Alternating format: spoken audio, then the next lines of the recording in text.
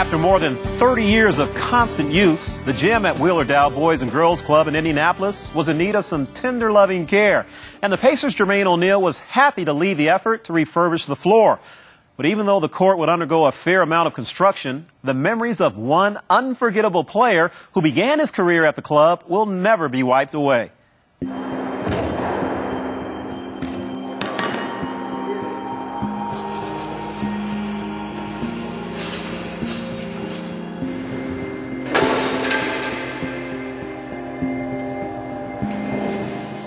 When I was a kid, I used to go around and hunt for places to play. I played on that court millions and millions of times. This was just one of my favorite places to play was Wheeler-Dowe Boys Club. Landon Turner is an Indiana legend. He's actually a club legend. He's grew up in this club. Was a serious basketball player that actually lived a block from the club. I grew up on 29th and Baltimore, and it's between two apartment complexes, one on 30th Street and one on 25th Street. And this was a pretty rough neighborhood because I was taller than everybody. Kids used to always like to pick on me all the time. I mean, I was talked about, was called every name in the book, so I always found myself fighting all the time to protect myself. Landon was looking for a place to escape the dangerous streets of his neighborhood, and he found refuge at Wheeler-Dowe Boys and Girls Club. My mother was the kind of parent that she just didn't want to send her kids to anybody. And when she met Ralph Dow, she said, oh, my sons are going to be safe with him. By coming to the club, this was a no-gang place. You were a Boys and Girls Club member. So by staying off the streets, it protected him and kept him safe here. My parents and Wheeler's Boys Club helped me to stay away from a lot of that negativity, and I became the person that I am today. Turner was a two-time All-State player in high school and received more than 300 college recruitment letters. But this Hoosier wouldn't stray far from home. My father, suggested, hey, stay in the state of Indiana so we can come to see you play. I was like, okay. I mean, heard about Bobby Knight down there in Indiana. I heard he's a mean man. I don't want to go play for him. But through meeting Bobby Knight, from several meetings at my house and everything, he seemed like a nice guy. Despite Landon's high school accomplishments, he had a tough time during his first few years of college as he butted heads with his demanding coach. He wasn't doing the things that coach wanted him to do, so he was kind of in the doghouse for a while. But once he got into the lineup and once he started playing, that's when we really took off. Isaiah dumping off, Landon Turner. We went on and never lost another game and won the national championship in 1981. Things were looking up from there, and I really look forward to playing my senior year and dominating the country and being the best big man in the country and possibly going on playing pro. I can remember thinking to myself, if nothing happens to this kid, if he maintains the same attitude toward everything that he now has, he'll be the first player taken in the pro draft. But just 4 months after winning the national championship, Landon's promising future took a tragic turn.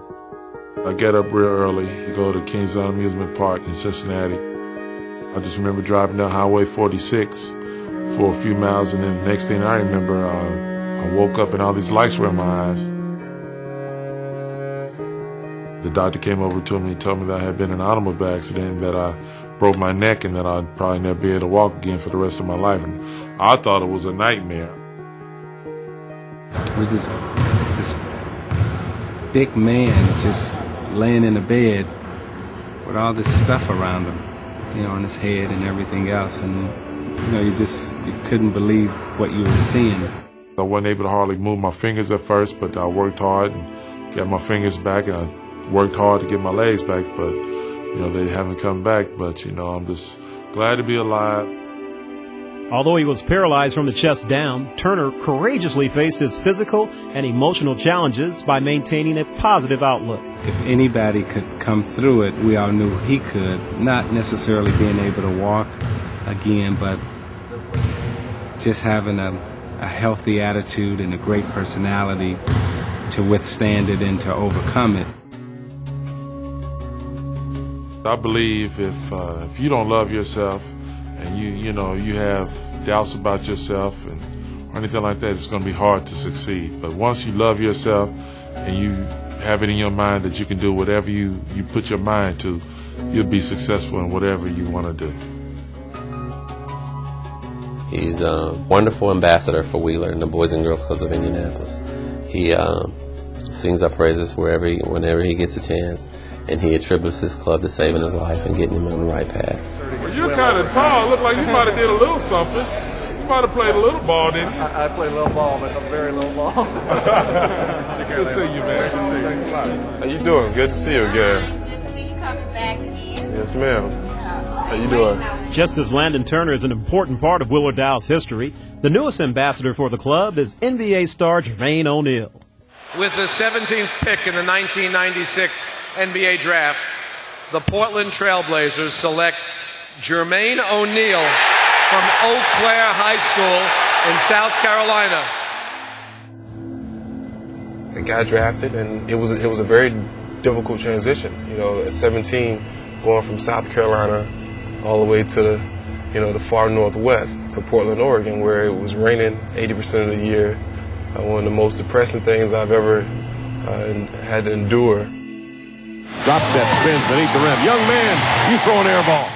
As the youngest player in NBA history, O'Neal struggled during his early years in Portland. It wasn't the ideal situation for me, but it was the best situation for me because I was able to grow physically and definitely grew mentally, which is probably the most important part of your transition from high school or even from college to the NBA.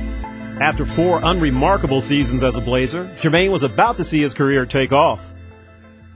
I bumped into Isaiah Thomas, and he just stopped me. And he was like, "You're going to be okay in this league. You have a lot of talent, and you're going to get your opportunity." And not knowing that he was going to get the job in Indiana, and the first thing he did was come to get me. A lot of you haven't had the opportunity to really see how good a basketball player he is.